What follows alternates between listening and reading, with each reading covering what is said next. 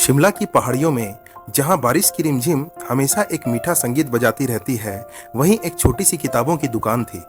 उसकी मालकिन संजना चश्मों के पीछे छिपी आंखों से किताबों के जगत में खोई रहना पसंद करती थी। एक शाम दुकान बंद करने का समय हुआ, मगर दरवाजे पर खड़ा एक शख्स उसे रुकने पर मजबूर कर गया। वह था राज, एक ट्रैवल फोटोग्राफर। बारिश में रास्ता भटक जाने के बाद शरण की तलाश में वो संजना की दुकान में आ पहुंचा था। संजना ने उसे तुरंत अंदर आने का इशारा किया। चाय की गर्माहट और किताबों की खुशबू के बीच जाने कब रात बीत गई पता ही नहीं चला। राज ने दुनिया भर की कहानियां सुनाई, जंगलों की गहराइयों से लेकर रेगिस्तानों की खामोशी तक। संजना किताबों के जरिए उन सफरों पर साथ चलती रही। सुबह की पहली किरण के साथ उन्हें एहसास हुआ कि उनके बीच एक अजीब सी खामोशी जम गई है। वो खामोशी जो हजारों लफ्जों से ज्यादा बयान कर रही थी। अगले कुछ दिनों तक राज रोज दुकान आने लगा। संजना को उसकी तस्वीरें देखना अच्छा लगता था।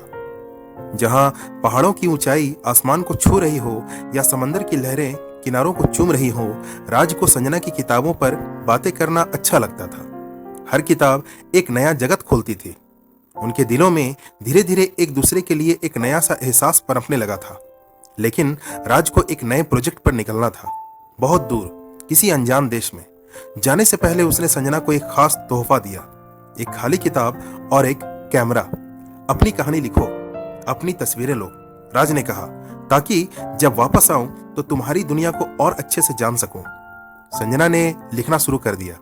कलम की नोक पर पहाड़ों की खामोशी, किताबों की खुशबू और राज की यादें उतरने लगी। कैमरे में कैद हुई बारिश में भीगी सड़कें, चाय की चुस्की लेते हुए लोग, किताब पढ़ती हुई बूढ़ी औरतें, हर तस्वीर में, हर शब्द में राज की कमी खलती थी। महीनों बीत गए। एक दिन शाम ढलते वक्त दुकान की घंटी की आवाज ने संजना का दिल धड़का दिया। दरवाजे पर राज खड़ा था। उसकी आंखों में वापसी की खुशी झलक रही थी। संजना दंग रह गई। राज ने उसे गले लगा लिया और फिर वह किताब मांगी। उसने किताब खोली, संजना की कहानियां पढ़ी, तस्वीरें देखी। हर पन्ने पर, हर तस्वीर में संजना की मोहब्बत की खामोशी बयान हो रही थी। आखिरी पन्ने पर राज ने कुछ लिखा। किताब को संजना की तरफ बढ़ाते हुए वो बोला, तुम शब्दों की रानी हो संजना, लेकिन तुम्हारी कहानी अधूरी है। क्या तुम इसे मेरे साथ पूरी करना चाहोगी? संजना की आंखों में खुशी के आंसू चमक उठे।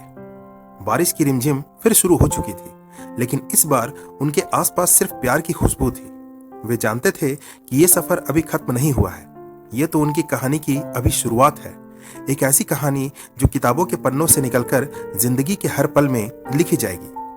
तो दोस्तों, संजना और राज की यह रोमांटिक कहानी अगर आपको पसंद आई हो और इस तरह की और भी रोमांटिक कहानियां आपको सुनना पसंद हो, तो बने रहिए हमारे चैनल के साथ। वीडियो को लाइक और चैनल को सब्सक्राइब करना बिल्कुल ना भूलें।